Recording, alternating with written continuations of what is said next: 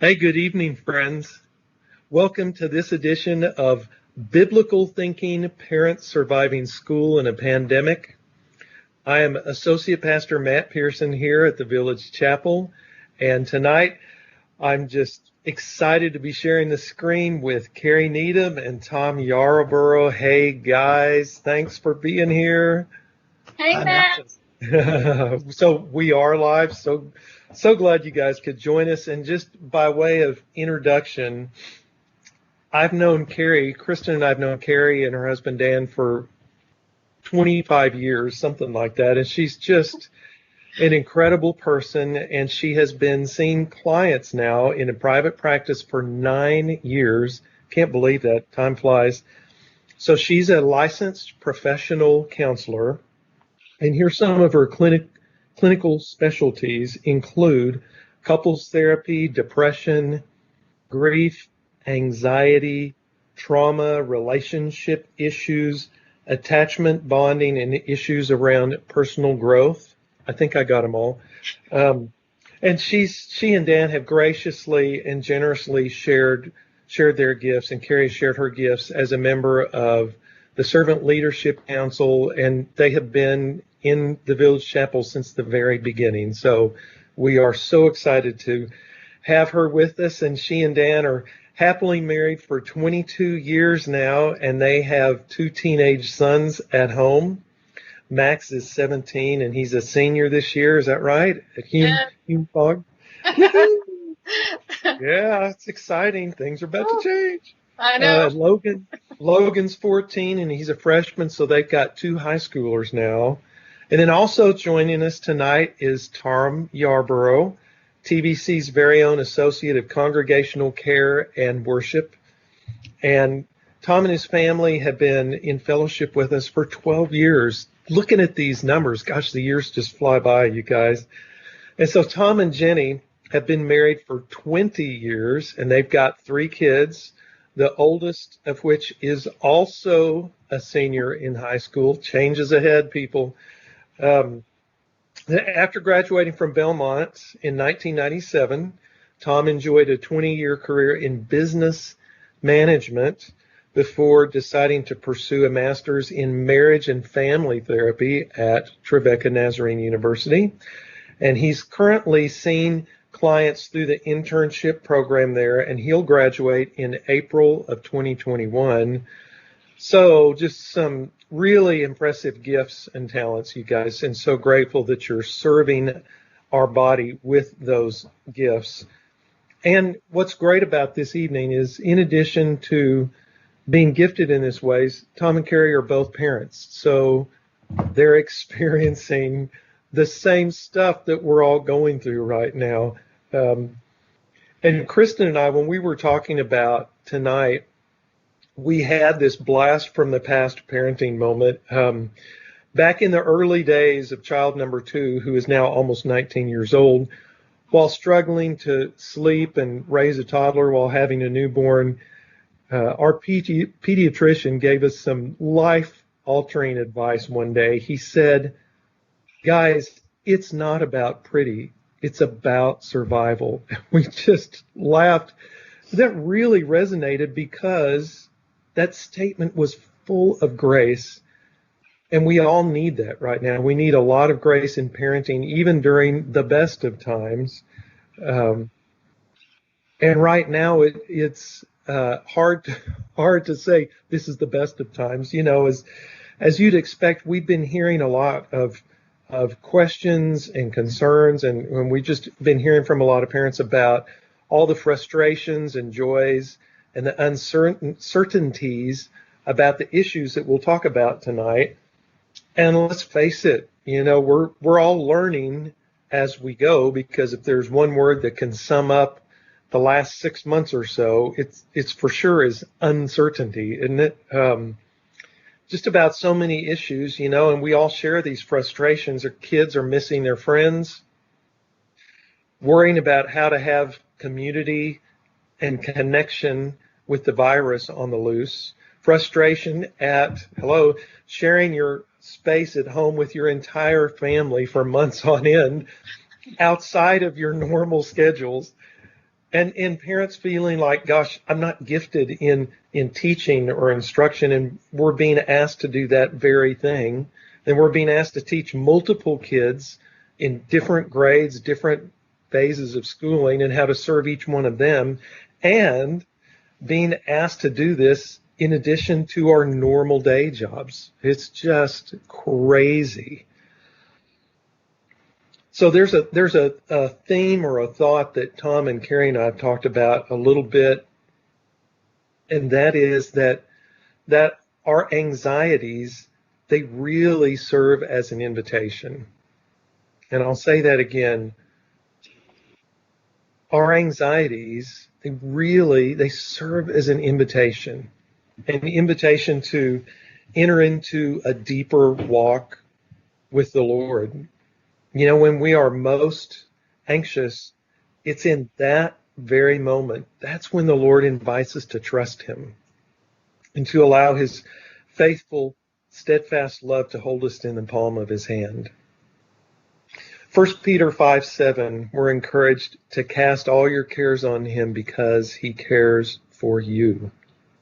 And we're invited, in our anxiety, we're invited to bring our cares to the Lord and not have to pretend we have it all together, because we don't, but rather just to pour out our hearts to a gracious and loving and caring Father who knows our needs and wants to care for them. Psalms 94:19 tells us, when the cares of my heart are many, your consolations cheer my soul. Isn't that fantastic? You know, Pastor Jim, we hear this all the time, and I'm so glad we hear it, because we tend to forget. We're reminded that the most often repeated command in the Bible is do not fear. You don't have to be afraid. Psalms 56:3 says, when I am afraid, I put my trust in you. And I love that verse. So beautiful. That's the Father's heart towards us. He knows that we are going to be afraid, even though he encourages us not to fear. He knows we're going to be afraid. And when we're the most anxious, that's when the Lord most wants to comfort and console us, to hear our hearts, and to tell us his heart for us. That's the heart of the Lord for us. I'm so grateful for that. And so that's what tonight is about. It's about an invitation to enter in and trust the Lord and get some tools to help equip us for the months ahead. So, Tom, why don't you explain a little bit about what the night's going to look like and what this video is all about? Sure. Thanks, Matt. And thank you again, Carrie, for being with us. And thanks to the folks who are joining us right now. We're excited to be here with you tonight. So earlier in the week, Carrie was gracious enough to spend some time with me in a pretty casual conversation about some of these sort of basic elemental aspects of anxiety and uncertainty. And I think what you'll sense is that it is really a conversation between two parents, and it's a conversation between two people who are involved in mental health, one with much more experience than the other. And it's a conversation between two believers who want to talk about just the goodness and faithfulness of the Lord. So as we play that for you tonight, and as you're watching that, in the chat function of the online app there, you can submit questions live, okay? So after the video ends, we'll address those questions, and hopefully we'll be able to get to everything that you asked. But I tried to ask on behalf of some of us in the TVC community who had submitted concerns and questions. I tried to incorporate those into this interview. So some of what you're wondering may be addressed, and if it's not, you can put it in that chat bar. And then when you do that, identify yourself, tell us hi, tell us who you are, and if you're okay with that, we'll mention you whenever we bring up the question. So also want to make sure that you know that we have hosts on the online app there. We've got Ryan Mata and Jamie Carney, who are both minister so well to our youth and to our children, respectively. And so they're there to pray with you if you want prayer during this event. Just know that they're there, and you can use the request prayer function to do that. So yeah, we just encourage you to submit questions if you have them, and enjoy the conversation. I certainly enjoyed it and really appreciate you spending that time with me, Carrie. I enjoyed it too. Thanks for asking me. Sure. Okay, thank you both. Okay, guys, let's listen in on this conversation. Carrie Needham, welcome to Biblical Thinking. We are so glad that you were able to take the time to join us this evening, and I'm really excited about this conversation that we're going to have.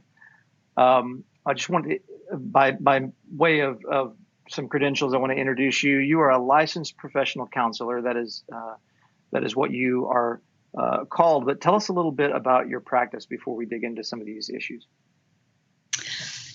Thanks, Tom. Thanks for inviting me to be here. I'm super excited to be joining you this evening. And yes, I am an LPC. I'm a mental health service provider, and I've been in private practice for about 9 years and have had the privilege of really working with people, individuals and couples. I am a trauma-informed therapist. I do a lot of EMDR, which is a trauma-based model that helps people kind of desensitize some very painful moments and helps them move those things into a more healthy and healed part of their lives. So it's a great way to work, and I've really enjoyed using that. I also work with couples through an attachment lens, specifically called emotionally focused couples therapy. And so I really believe in the importance of relationship and get to help people make their relationship stronger on a daily basis. Yeah, it's fun. Yeah, wonderful. So just a fun fact for the folks who are joining us here. Oh, and I'll also want to add, as you're joining us, if anything we are mentioning brings up questions for you, submit those through the chat function. And then when we're finished with this video, we'll have a time of answering those if we don't cover them during our time here. So, but just a fun fact, Carrie, you and I were at Belmont University at the same time during our undergraduate. So that's where we first met. And this was 20-something years ago. And I specifically remember sometime during that first year going to the home of your very gracious parents for some sort of a get together. And I don't even know if you remember that, but there were a lot of us there, and we just really enjoyed it. But and my wife was at Belmont during that time as well and knew you. Yes. And then fast forward to 2008, my wife and I walk into the Village Chapel for the very first time, and literally the first person we see is you, and we just breathe this sigh of relief. And we say, okay, we know good people at this church. And so and we never visited any other church because we wanted to go to church with you, Carrie. So that's great. It is, but that actually is a great launching off point, because we walked into that situation with a certain degree of uncertainty. Okay. Yeah. And so now this is on a sort of a small scale. We had anxiety walking into that situation, just as anyone does when they walk into a place where they don't necessarily know what's going to happen. They don't know people. Why is uncertainty so difficult for our brains? Mm-hmm, mm-hmm. I think that is such a good question. I've got a lot of thoughts around uncertainty. When you think about uncertainty, you have to think about like everything that it is related to. I mean, it is related to doubt. It's related to untrust. It's related to skepticism, suspicion. Like all of those words are synonyms of uncertainty, and it is a real place of fear. I mean, it's just a very fear-driven experience. And so, when I think about how we want to move from uncertainty, it's like we want to find the opposite place. And that is all about trust. It's about belief, confidence, sureness, like assurance, things that make you feel certain. And so it really affects all of our internal systems. It affects what we think. It affects how we feel. And so there's just so many ways to really talk about uncertainty. Yeah, as an example, just to reiterate this, so there's been research done, I think, with cancer patients where levels of anxiety were actually recorded higher while someone was waiting for biopsy results than they were after results, even if biopsies, showed malignant tumors. Yeah. So this idea of not knowing is worse than knowing something bad, even. Yep. Tom, it makes me think about, like, I don't know if you remember when your kids were really little, but this starts off really, really young. When children don't have a lot of choices in their day and a lot of control over their lives, advice that is often given to parents is to give them a heads up. What's going to happen? So, we might start off the day and say, well, when you wake up, we're going to have breakfast. And then after breakfast, we're going to get our clothes on. And then after we get our clothes on, we're going to go to the grocery store. And so there's this sense that even though they didn't make any of those choices, they still feel a sense of control, like they have control over their day because they have kind of an understanding of what's going to happen. And when that is like reinforced with routine, it just makes it super solid because, well, we're going to have breakfast like we have every day. And it really makes it feel real to us, even if we're not really sure what's going to happen that next moment. So right. I think about how that is true for us as adults as we grow up and we think that we're going to get up and have breakfast or coffee or whatever our routine is. And then we think we're going to go, wake up our kids, or we think we're going to go to work. And let's say something happens that we're not expecting. And suddenly we're like confronted with our lack of control. And so it is really about perception. It's very, very interesting the way our mind works that way.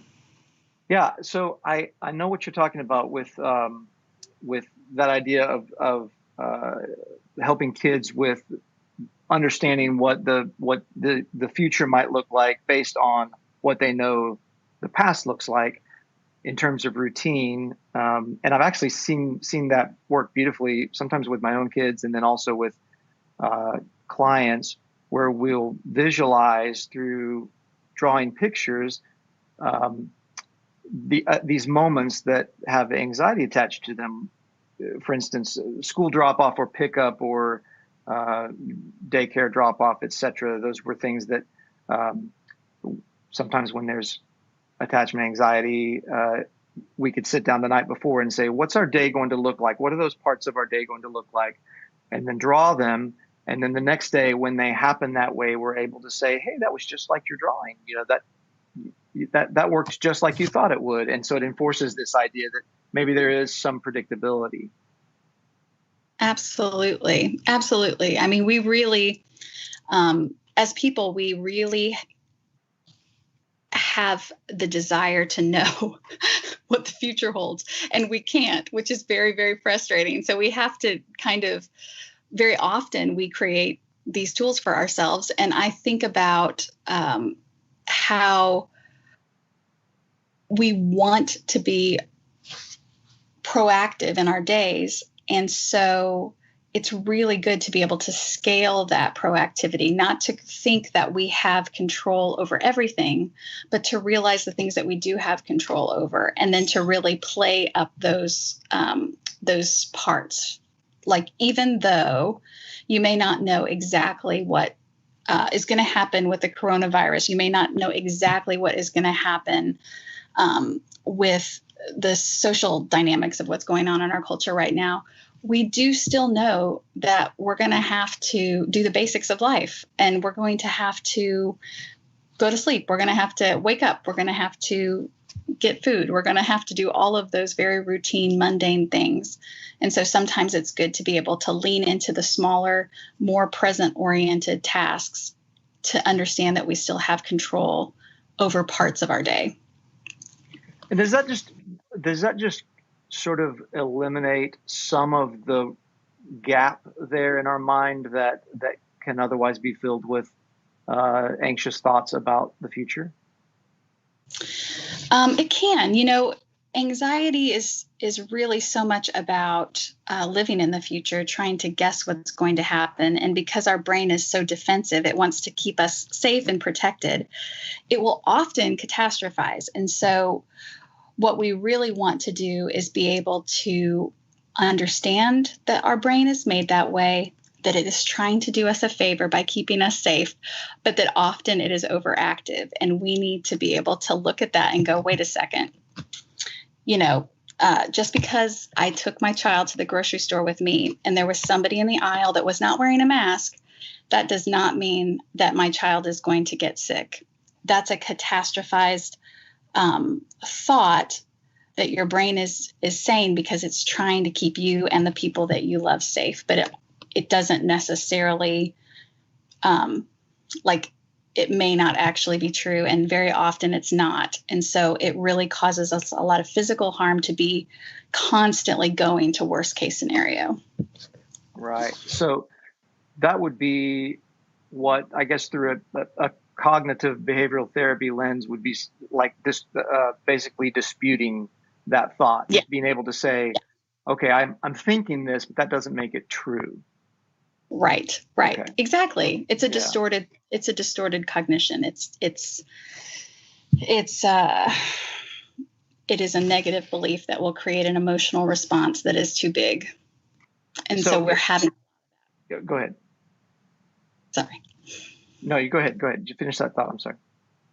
No, I was just thinking about how important it is that we do have an understanding about our thoughts, because sometimes we don't challenge them. We don't notice them even. They just go on in the background of our days.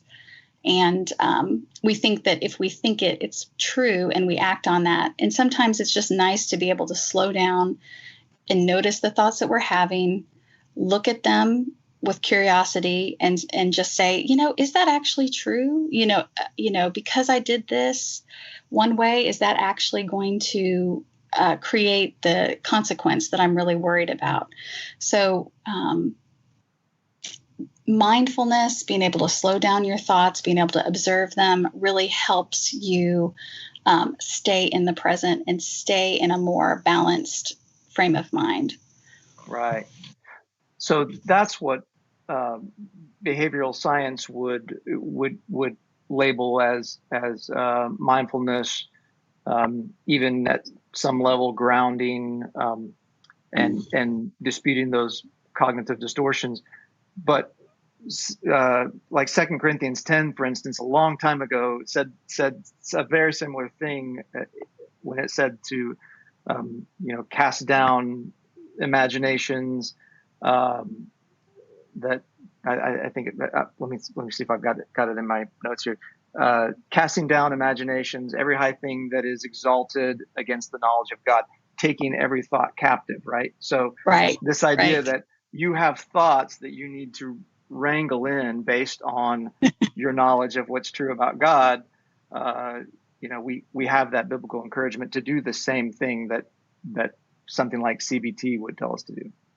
Yeah, I think it's awesome. I love how the ancient scripture is still so relevant today with the concepts. If you can, notice the connection and don't get caught up in the vernacular and the wording, it really does. The concepts are absolutely consistent. And it is about, if you want to say taking thoughts captive, if you want to say noticing your thoughts and challenging them, I mean, it's the same thing. We're trying to be aware that all of our thoughts are not true. They are thoughts, and we need to measure them against what we know to be true.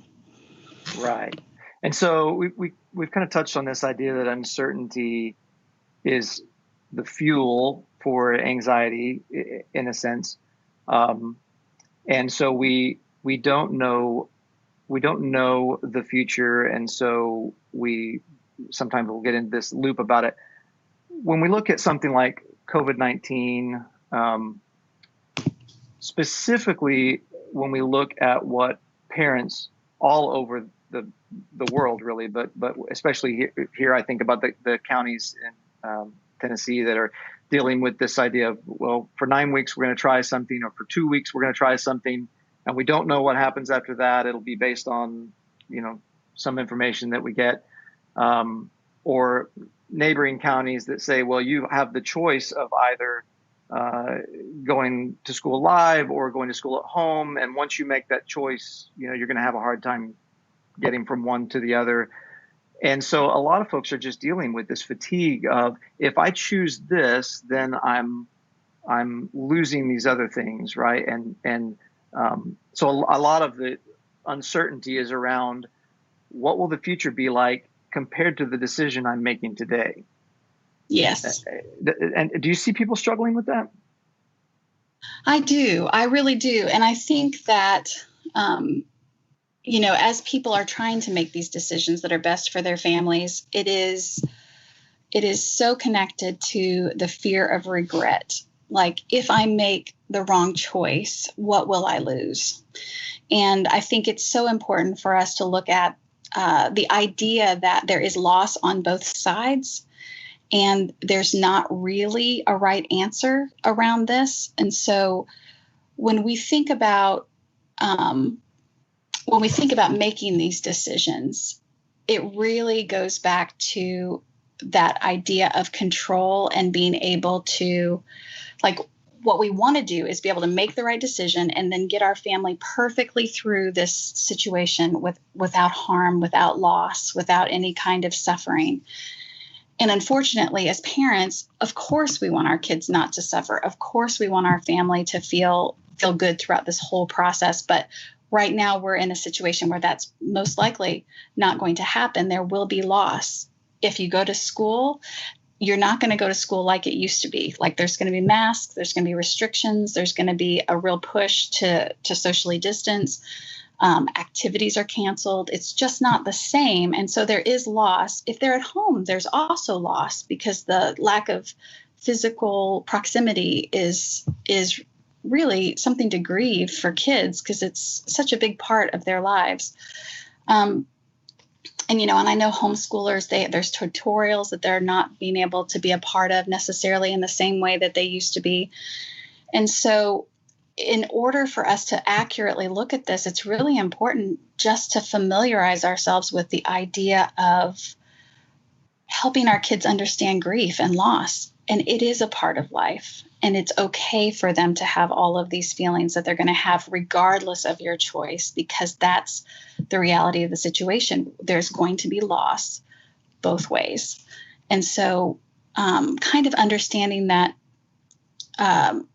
we don't get to predict the future. We're making decisions based on what we know now, and almost like allowing God to be the one who's in control of some of those bigger consequences. I don't want to get derailed, because I think my thinking is going several different places right now, but just to stay with the idea of helping kids understand that loss and suffering is a part of life, and that you're there as a parent to be an encouragement, to be a safe place for them. You're kind of modeling what trouble looks like in a way, like how to get through it. And it can be extremely helpful for, all character development. We have to have stressors to grow. And so this is if we think about it in that way, it really helps us turn the situation into a potential growth moment, as well as loss, because I don't want to try to minimize the pain of it. It's very painful. Yeah, I think that's a great point, though, that idea that we have to create some space for our kids to take some inventory of what's different and what isn't the way it used to be, and why that's hard. And and have that conversation in the same way we would about any other loss. I think that's important, and I think we tend to miss that, especially as we roll forward. Trying to sort of settle into whatever our situation is. I think we miss the fact that kids need to go back and sometimes talk about that stuff. But I also like the growth aspect that you mentioned, and that actually kind of is a great segue into this idea of resilience. So if we were to if we were to describe high anxiety as being related to an intolerance for uncertainty, then resilience would really be this idea of building tolerance to uncertainty, right? And so, Yep. How do we do that? How do we is resilience something that we can build and change and develop, and if so, how? Excellent question. I love the idea of resilience because I feel like it really allows us to embrace difficult life situations, because you honestly cannot get resilience without facing stressors, without facing difficulties, without facing the challenges that would require resilience. And so when you are faced with those situations, it is so important what you think about them. If you think about the fact that you are going to be, what's the word, kind of like ruined, you know what I mean? Like if you face a stressor that you feel like is overwhelming, and in your mind, that idea that going back to kind of taking captive thoughts, if your thought about facing challenges is that this is going to hurt me, I'm going to be weaker on the backside of this experience, then it is very scary. Like that's a very scary idea that something's going to happen that is going to take away my ability to function or thrive in a way that I'm used to, because that is not actually what stress does. It doesn't do that. It actually gives us the opportunity to challenge our thoughts, think about what we know to be true in scripture and in just in our present lives. It is so important that we take those thoughts captive, those catastrophic thoughts. And so what we think is important, if we think, you know what, this is really, really hard, and on the backside of this, I am going to have so many more like virtues. I'm going to be more persistent. I am going to be more, what's the word? Like I'm going to have more courage. I'm going to have more ability to tolerate stress or tolerate strong emotion. It is a very life-giving and very optimistic way to be believing, because it's what you think is really important. The second part of what you were talking about, or the second thought that I had in response to your question about resilience, was involving your emotions. It is so important to be able to express emotion when you're going through a hard time. And so kind of what we talked about a little earlier with kids, it's like it's normal for you as a parent to be having lots of emotion when you're under stress. It's so, so normal. And it's normal for your kids to both see you stressed and to also have their own emotion about stress. And so when you are going through a hard time, it's really important that you are able to communicate that at some level to your kids, to say, hey, this is really hard for us. This is hard for me. This is hard for your dad. This is hard for your grandparents, aunts, uncles, friends. This is a difficult time, and that's why I'm sad, or that's why I feel frustrated. And it's okay. And I bet you feel some feelings too. What are you feeling? Kind of allow that door to be open so that they can get some of that stuff out. It's really important. I have some thoughts about kids, as far as things that we can do, like action things that we can do to help kids around this. But those are some of my thoughts around resilience, building resilience in your thought life and in your emotional life.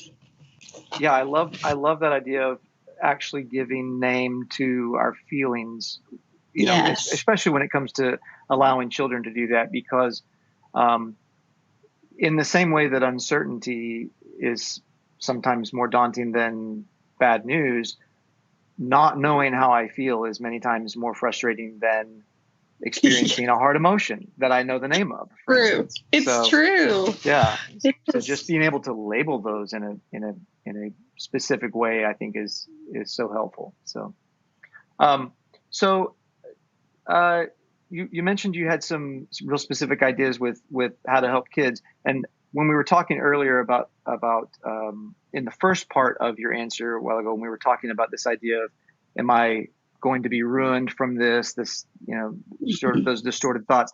I think a lot of parents are having that thought about their children, right? So they're thinking, am I going to ruin my children by trying to teach them at home, or am I going to ruin my children by having them at home instead of school? And so they're, I think the catastrophic thinking is directed at their children. You said you had some specific ideas.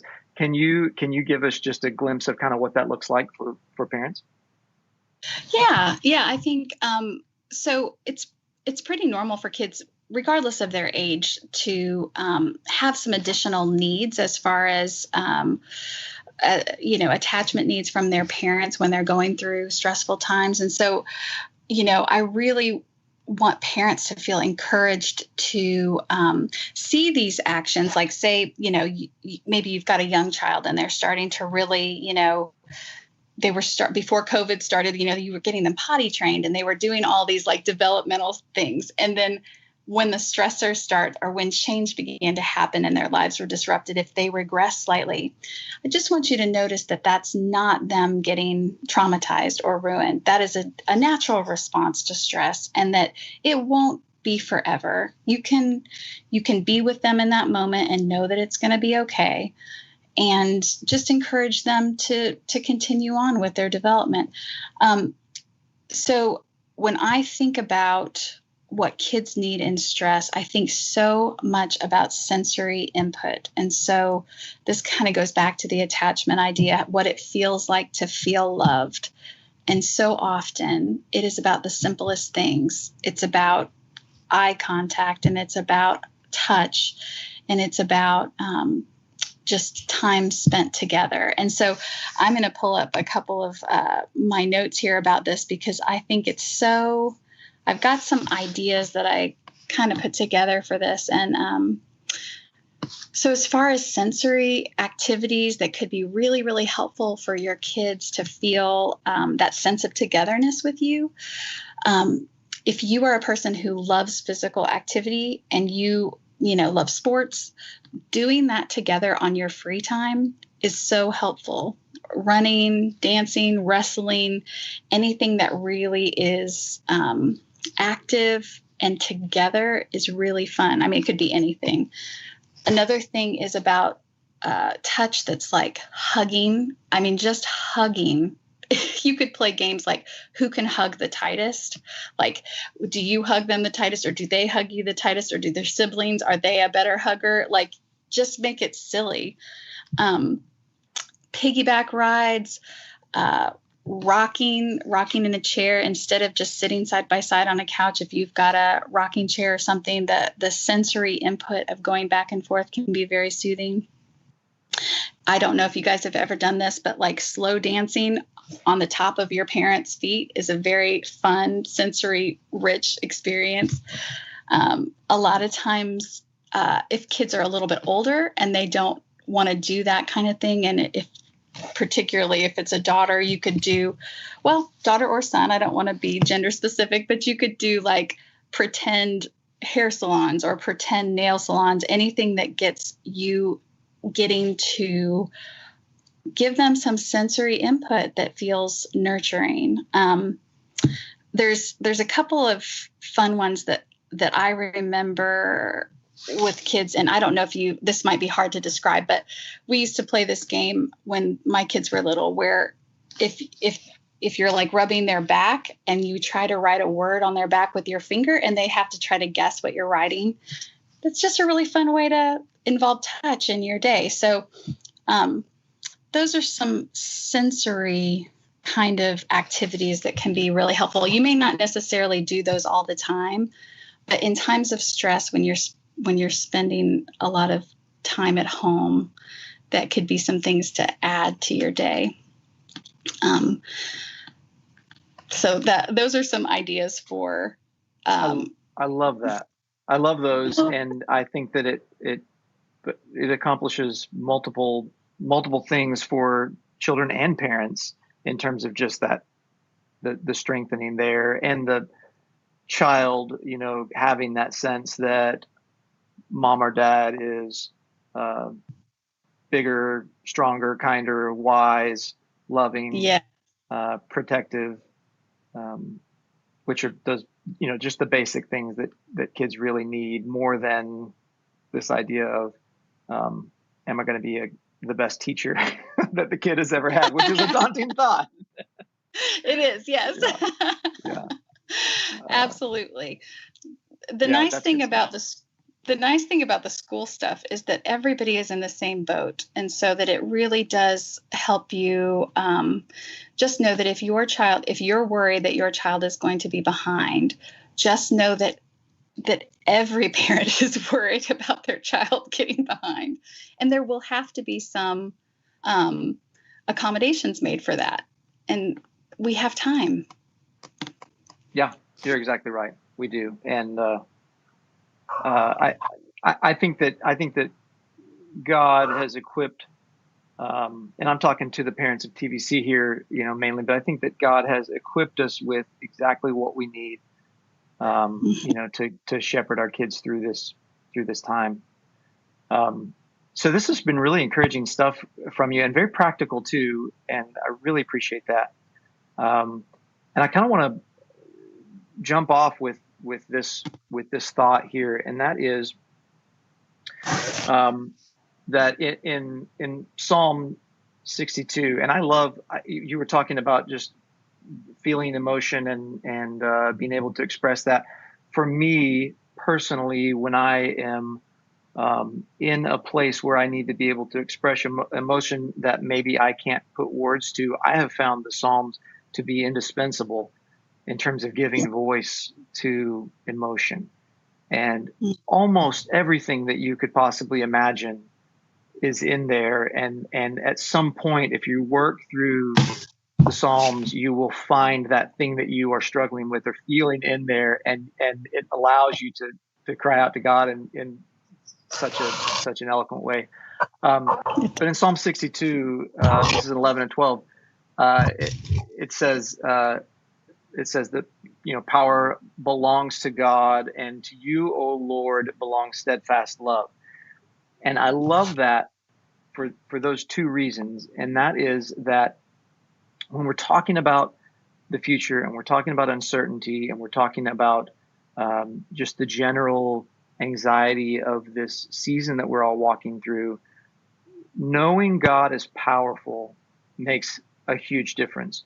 But knowing that God loves us makes the rest of the difference, because if God is powerful but doesn't love us, then there's really not much assurance there. Likewise, if he loves us but he's not powerful, then what are we putting our confidence in? So knowing that he loves us and is powerful, I feel like is a great reminder for us as we all walk through this. What do you want to leave people with in terms of additional encouragement, these parents that are joining us? Just kind of piggybacking on what you said, it is so important that we understand that although we sometimes feel safer to feel in control, ultimately our trust is in God, and we have to notice that he is the one in control. And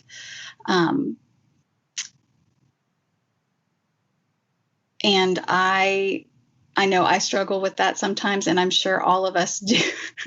All of us do at some level. For me, it can sometimes it takes on a form of idolatry, because I am subject to the future I do not know instead of the one who knows the future. Yeah. And so for me, it's disordered worship whenever I find myself in those places. And I'm not trying to say that that is the case for everyone, but I know in my heart that that is where it lands sometimes. Yeah, it is true. It's funny because I was thinking about, and I don't know if this is like an ending comment, but it always makes me feel better to realize that I'm not God. I don't know how to put that in a way that sounds nicer. Like when I realize that, as much as I think I know what I'm doing, God loves my kids more than I do. Yeah. And when I am able to go, you know what, I've done what I know to be best. And even sometimes if I write out why I did it so I don't forget, it is ultimately up to God what happens tomorrow, and what happens tomorrow for me, what happens tomorrow for my kids. They will get the opportunity to, wrestle with the same concept someday too. Yeah, no, that's exactly right. And I think you're right. It's on the other side of these decisions that we're making, really it's a matter of saying, Lord, be with us in the decision we've made. Right. So I think we spend a lot of energy trying to get God to tell us what to do, and really let's just ask him to be with us in the decisions that we're making, because he's going to be faithful. Absolutely. Yep. Yeah. Regardless of which of those multiple decisions that you're making. Yeah. Absolutely. Yeah. He's God and we're not. That actually is a great ending thought. Carrie, thank you so much. I know that you are busy with career and family, and just the fact that you've taken this time to be with us is really meaningful. So thank you so much. Oh, thanks for asking me. It was a pleasure. Good to see you, Tom. You as well. I hope we do this again soon. Yeah. Talk to you soon. All right. Bye. Bye-bye. Wow. Tom and Carrie, you guys, thank you so much.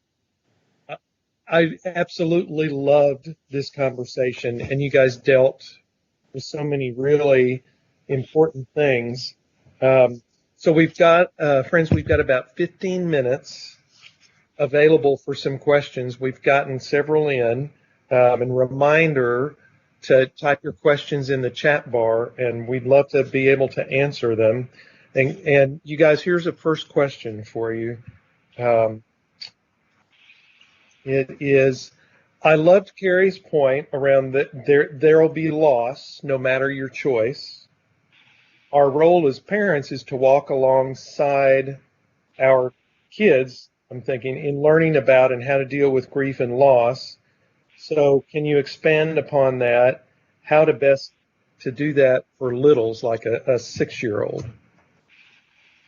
Okay, well, thanks so much for that question. I think it is important to think about the ages of our children and how grief affects them in different ways at different ages. And so I think when you are considering the losses that your child may have experienced. Now, I know for a 6-year-old, we are still the ones that are kind of primarily in control of their days and control of their schedules and all the things that make up their life. So, but that being said, they could have missed birthday parties. They could have missed time at school. And that's important too. So I think it's about recognizing that as a loss and helping them identify the emotion of sadness, and that sadness is really a way to honor the thing that you think is important and that you love. And so, kind of transitioning them away from the negative of, wow, that's a loss, and more to the idea of, wow, you really like your school, or you really enjoy your friend that you spend time with, and you'll get to see them again, but maybe a little in a different way, or in a different time. So it's kind of like taking what is, there's sadness, acknowledging that sadness for the 6-year-old, helping them describe it. Sometimes it's good for them to draw a picture of what sadness feels like. For a 6-year-old, sometimes that feels like a cloud with rain on their head. Sometimes it feels like, a little figure that is all colored in blue. Kids are super creative, so you don't have to put any parameters around it. Just let them express that sadness in whatever way feels natural. And then point them to the value of what it is that they've lost. So if it's a friend, time with a friend, or even if it's somebody that they love, we want to honor that person and that time. Thank you so much for that question. It was really good. I'll also add to that, Carrie, that I think, and maybe I'm talking to dads here. I don't know. I think I'm probably speaking from some experience here. But when we try to pull our kids into logic or what we would consider to be just clear thought about a situation, but we haven't joined them where they are in the emotion, I think we make a little bit of a mistake, because we're tugging them out of a place that we haven't sat down with them in. And so being with your kid in that sadness first will, you can help them to regulate, so that there's an opportunity to reframe that into something positive, and to kind of take them over into clear thinking about that situation. But don't drag them to clear thinking if you won't sit with them in the emotion first, because that's where they need you to meet them. I hope that makes sense. That's really good. Yeah. That's so fantastic. Well, okay, here's kind of a companion question.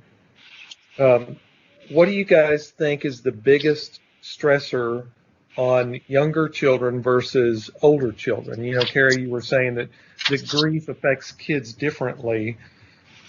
So what are those different stressors?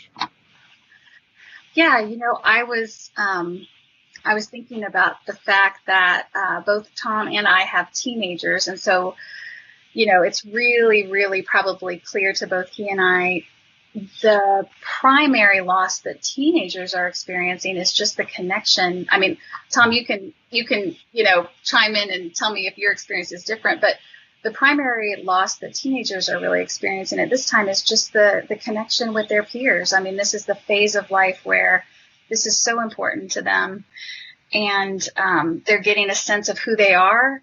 Not necessarily, they don't have to be completely independent of their parents, but they are starting to get a sense of self that is independent from their parents. And so time with friends is often a real coping strategy for teenagers. And so loneliness is a big piece of what the stressors are that teenagers are dealing with.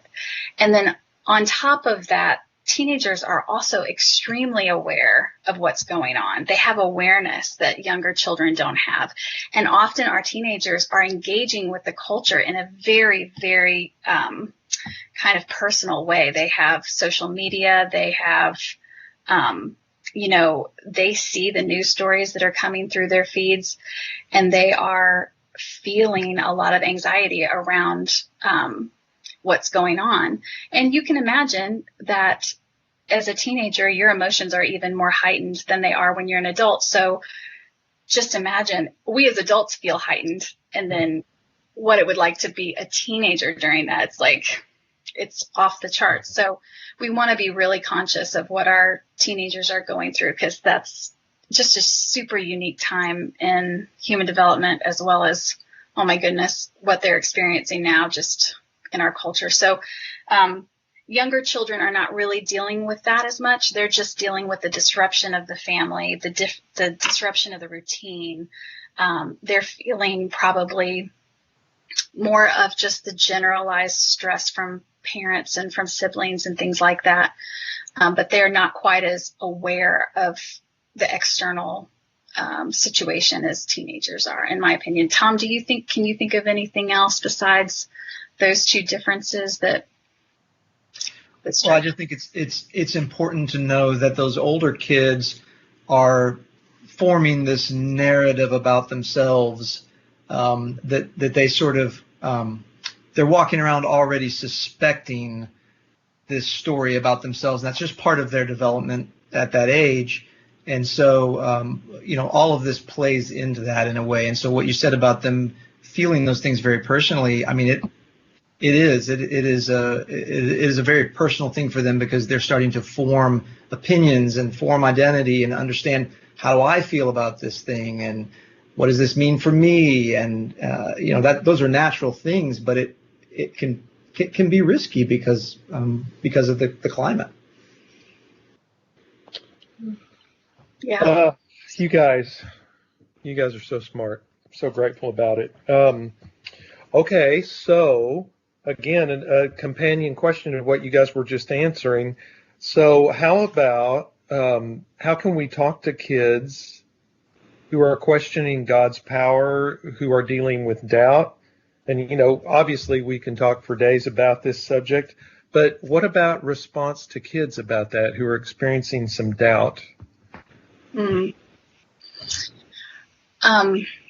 I really think that's such a good question. And I think, again, within the range of from 0 to, however old kids have to be before we consider them adults, there's a really broad amount of responses to that. So I would say for younger kids, I don't know that younger kids would necessarily be maybe struggling with doubt as much, but for younger kids, it's really important the story that you tell. So when you think about creating security, things that they can always count on, you want to remember the way that God has shown up in your family in history. So those special personalized stories that have mattered to you over the years are great to remind them of and say, remember when God did this for your aunt or your grandma or us or you, and remember how faithful he was then, and he doesn't change. He'll be faithful today and tomorrow, just like he was then.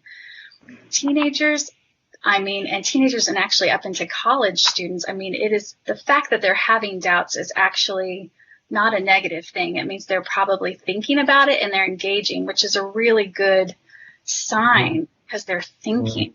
And we want our kids to be engaged in the struggle because it is a struggle. I think if they seem to doubt, the idea that God is bigger than that and he will show himself in their lives just like he's shown himself in our lives, but we are to be the stable, secure base that they can come back to. So our message, the story that we're constantly telling them, is about the faithfulness of God and the way that we've maybe walked through some of those struggles of doubt can be very helpful so that they can get a sense that, mom and dad also have doubt. And here's why they have decided to trust God with that, because there are questions that are very hard to answer. So to be honest with teenagers is really important to say, listen, we had those doubts.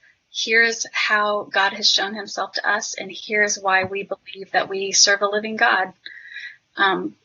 So that's kind of the direction I would take with those two.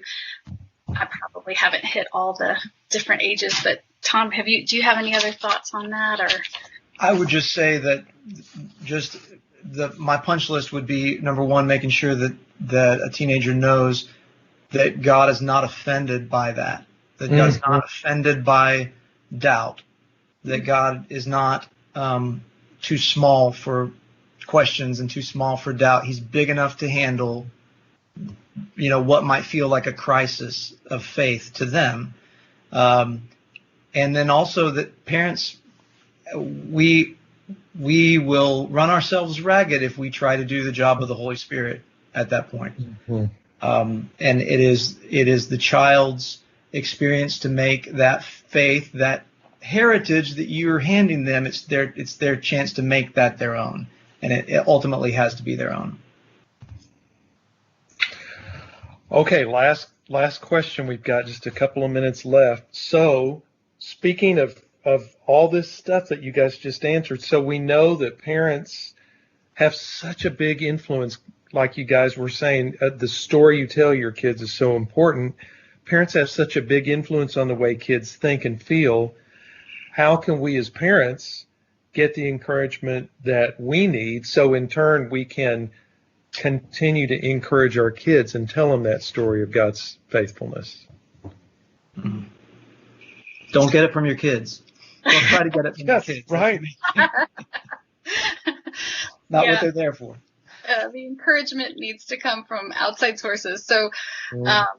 what we're kind of thinking about is just some of the same things that we've been talking about earlier in our conversation, which is, we want to keep in mind what is under our control and what is not. And I think that it can give you a sense of perspective just to know that you do have control over some things, but you don't have control over everything. And you can let some of that go, which is very, very important when it comes to anxiety, because often anxiety requires that we let something go, something that is too big and too weighty for us to carry. From a practical standpoint, we need to limit our social media. We need to focus on positive things. Like I was thinking about this a little bit earlier. It's like when every time you have a negative thought about something bad that could happen, it's a very easy practice. Instead of just staying there with what's the worst thing that could happen here, ask yourself, what's the best thing that could happen here? Let's use our imaginations. We have a God-given imagination. We need to use it in a different direction sometimes, because it will bring us peace and joy instead of fear and doubt. So that's just something that's kind of practical. I